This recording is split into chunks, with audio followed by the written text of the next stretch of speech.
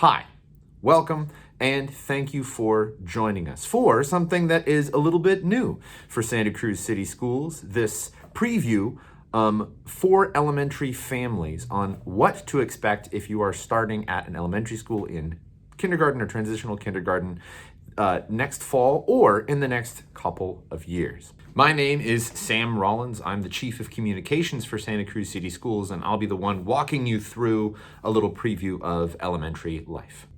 See, we know that a new school is such a transition for a family, and we want to help everyone out by giving you a good sense of what to expect in terms of curriculum, opportunities, supports, and student life. And of course, we want to provide this preview because elementary school is the start of a great adventure.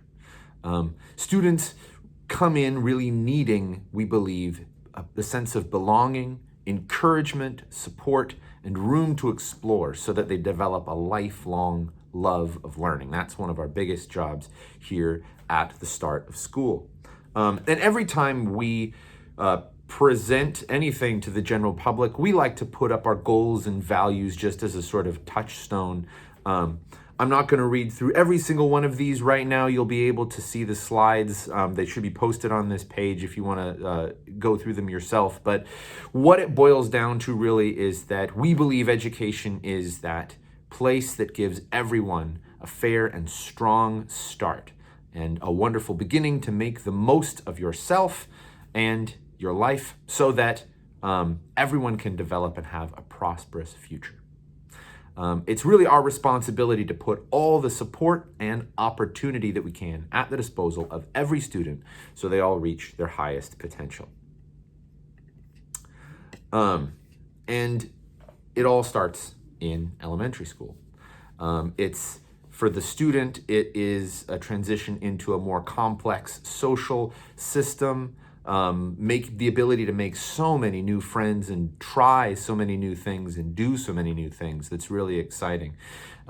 We have lots of wonderful opportunities at our elementary schools like music and art and leadership opportunities even, and we want students to come in with a good preview of what to expect so that they can make the most of their opportunity as they get there. Now, of course, we are talking about 5 elementary schools spread out our part of the city. Bayview Elementary in the circles on the west side, DeLaveaga in the Prospect Heights neighborhood, Gault in Seabright, Monarch very nearby in Midtown, and Westlake on the hillside below UCSC.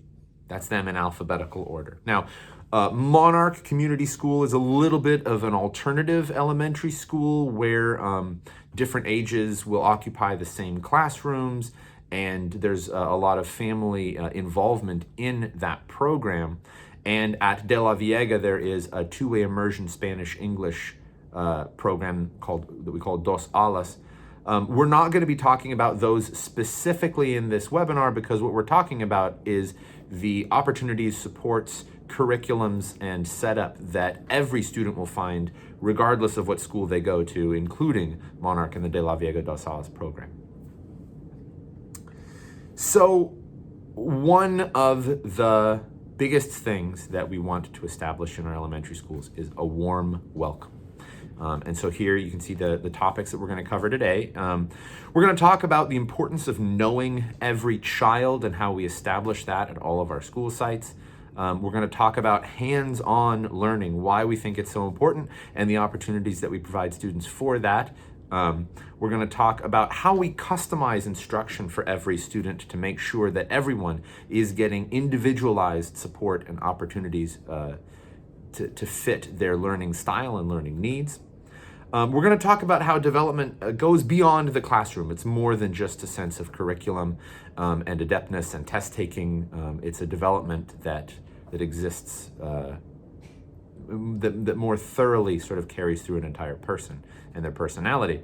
We're going to talk about our teachers and how proud we are to have the teachers that we have and what their process is and what their approach is. We're going to talk about how we support the whole child, that we don't, as I said, it's not just academics, it's emotional, it's social, it supports in anything that the student needs in order to develop, to reach their highest potential. We'll talk a little bit more about that. We'll talk about how we ensure that all students are welcome in our programs, and we'll give a brief school safety overview as well. So, to start with, students begin with a 1 to 10 student-instructor ratio. We think that this is really vital for students to establish that rapport with teachers and to be well known by the teachers. Everyone on staff should know the student by name, but not only by name, by their needs, their strengths, their interests, their favorite color, so that they can really feel that this is their community and there is a place for them at the school. As they progress through the grades and take on more independence in their learning, that 1 to 10 ratio, we space it out a little bit, but there will always be a system of adults and trained supporters supporting every class and supporting the student body. We also have licensed counselors and a wide variety of paraeducators that provide the village that it takes to ensure that all students are known at every stage in their development and that we are providing what they need throughout the day as well as throughout their school experience.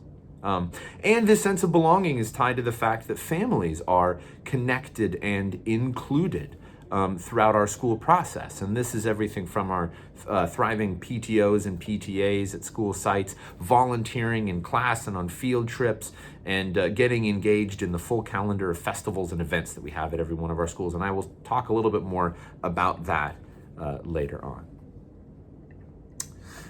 So, we want everyone to have an understanding of the curriculum that students are going to be interacting with and what the academic approach is for students. So, of course, they learn in the classroom.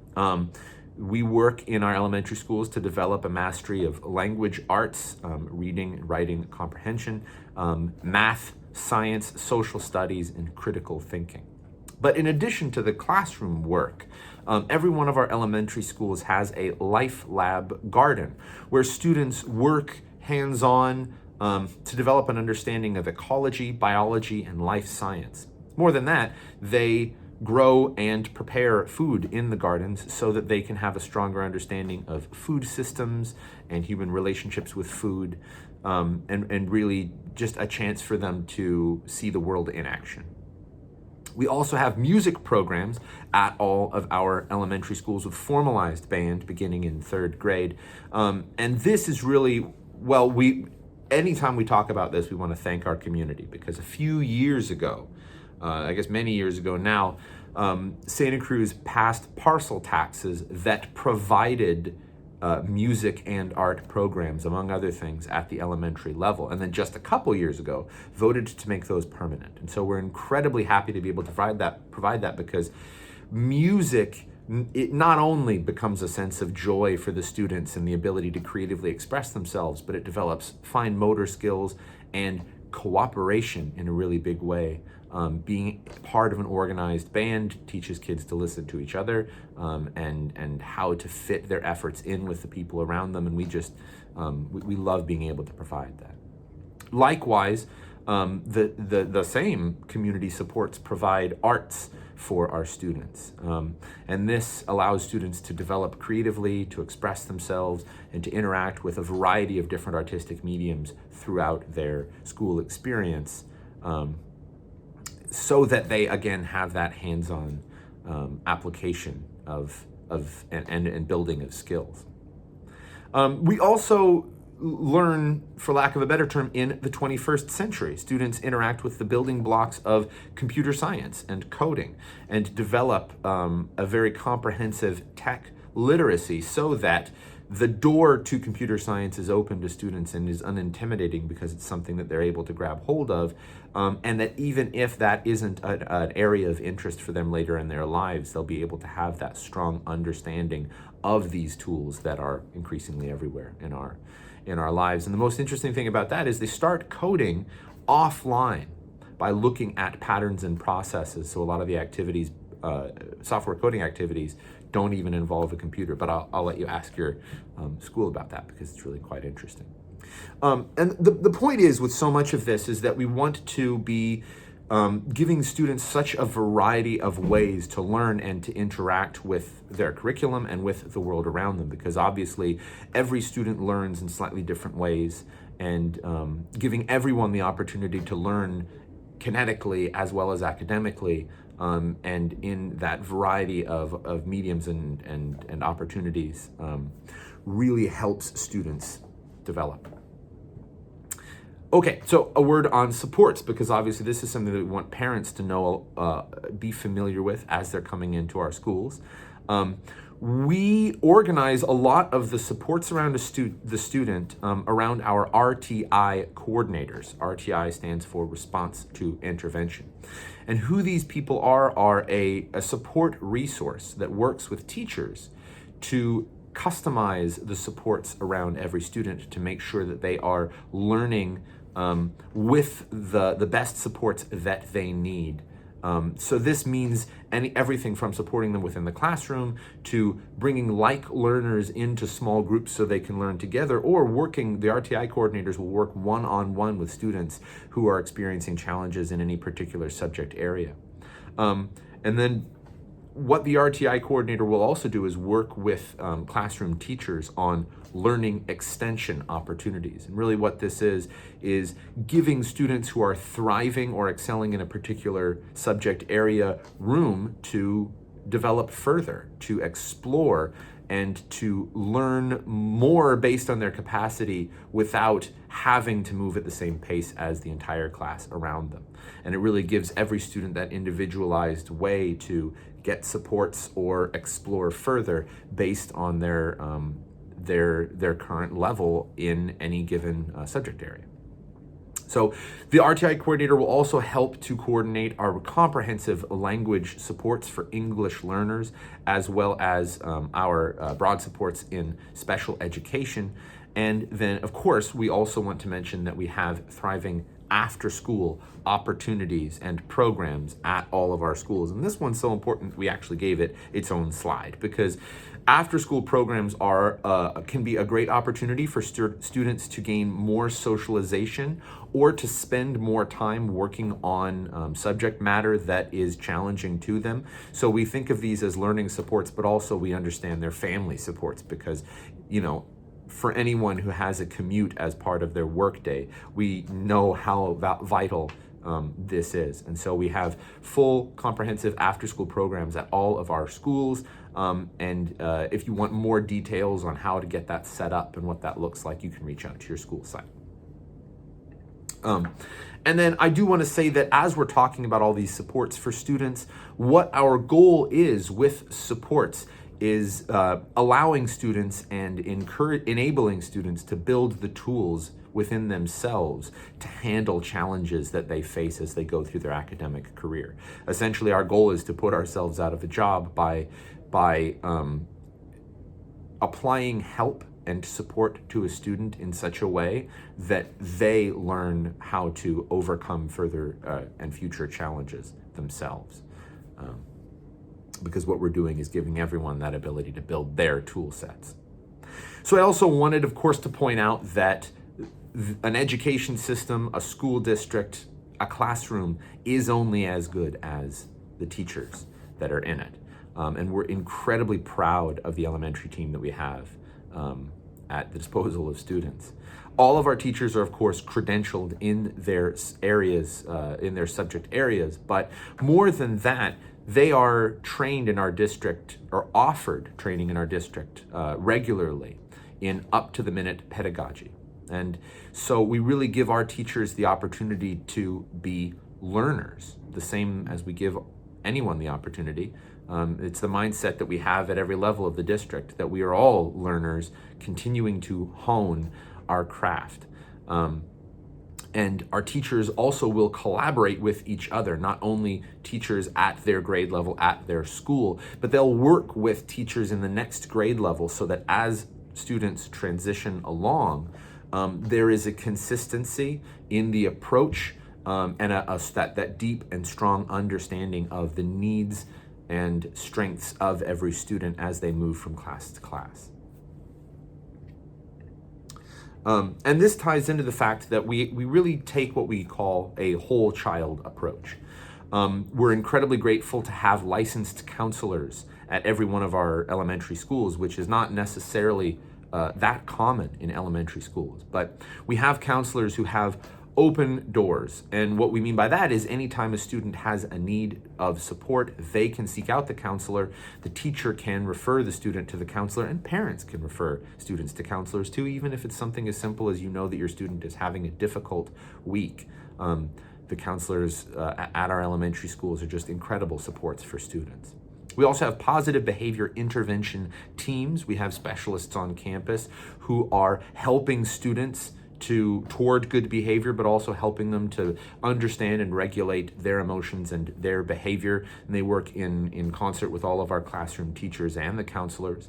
The counselor also provides guidance to all of our teachers and all of our staff so that they know how to spot markers of distress and can respond positively to any student who is in need of support at any time.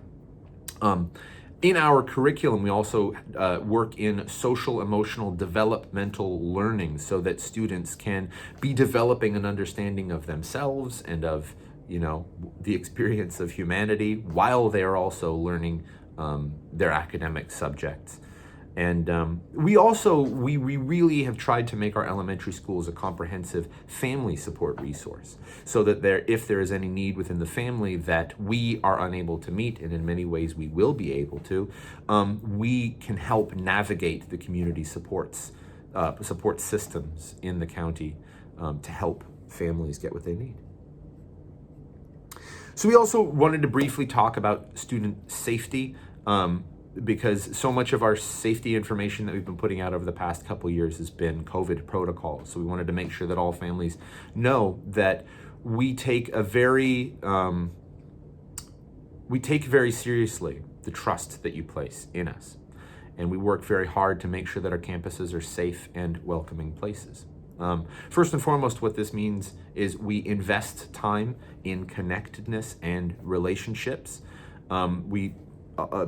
This is supported by the Secret Service data on school safety that shows that the greatest factor in school safety is how well a student is connected with their peers, with their school community, and with their teachers. And so this is the approach that our staff takes into building relationships with students and helping students to build relationships with each other. This is further supported by our mental and emotional health resources on campus. Our full staff also regularly trains for a variety of crises with law enforcement and maintains strong partnerships with support resources across the county.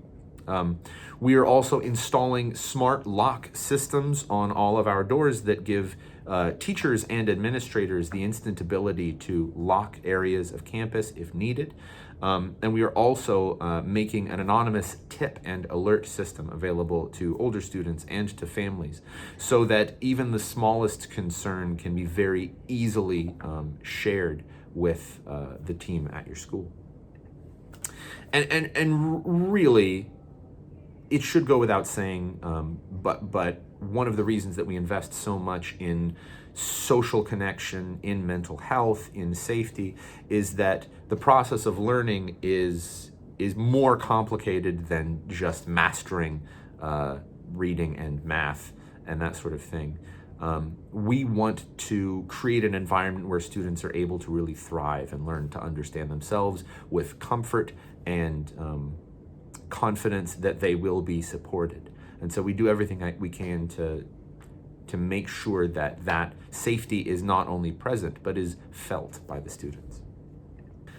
And one thing that we offer is diversity, which we think is part of that warm welcome for all students. We also believe that diversity of perspectives and experiences drives broader and faster development for everyone, and that developing minds need variety. They need each other. The greater variety of perspectives within a classroom, the greater the student's connection to their community and their society. It's something that we offer at public school, but it's also something that we deeply believe in. That to make everyone welcome, we demonstrate that everyone is welcome. We also wanted to point out that there are so many wonderful opportunities for parent connection and leadership. We want to make sure that all of our parents know you are welcome in our classrooms. Many parents choose to volunteer regularly to get a sense of what the class is like and to help their student bond to this new environment. You're welcome on our field trips. We have so many families who regularly come and help on our field trips, and it's wonderful. It's a wonderful way to get involved. I've done a lot of it. I've got a student in 3rd grade at, well, I shouldn't tell you the elementary school because I don't want to be biased. It's Gault. And you're welcome at the events and festivals that all of our students put on and all of our campuses put on. Every year we have a full calendar of these events, and so much of them are driven by parents, and parents become involved in them. We have PTOs and PTAs at every one of our school sites where you can get involved in supporting students and supporting teachers and being part of that community. We also have ongoing bond work at all of our school sites, and parents can serve on the bond committees so that they have a strong understanding of what work is being done and what work needs to be done. We also have school site committees at all of our schools where you can interact directly with the administration to understand what's going on and take agency in what's happening at your school site. We also have our ELAC and DLAC, that's the district level ELAC groups that meet regularly, where parents can weigh in and take agency in our English language programs and English language supports so that we can make sure that we are delivering exactly what is needed and wanted by families. So there's so many ways to get involved, and the best way to get a better understanding of your school, to have more of your questions answered, or to get involved as early as possible is to contact your principal. And we've got the info right here. You can schedule tours of your schools. All of our schools offer that. So if you want to tour and talk to the administration and get a sense for things at your neighborhood school, please, by all means, reach out and get more info that way. We really are so excited every year to meet our new students and to meet our new families. And so I hope that we've been able to give you a stronger understanding of what to expect, and that little preview that makes the whole transition a little bit easier. And of course, if you want to know more, you can always reach out to me. Yeah, I should be able to answer most of your questions. And if I can't, then I can find the person who knows the answer. My name's Sam Rollins. I'm the Chief of Communications for Santa Cruz City Schools. Forget if I mentioned that at the beginning. Thanks so much for listening. And yeah, let me know if you need anything.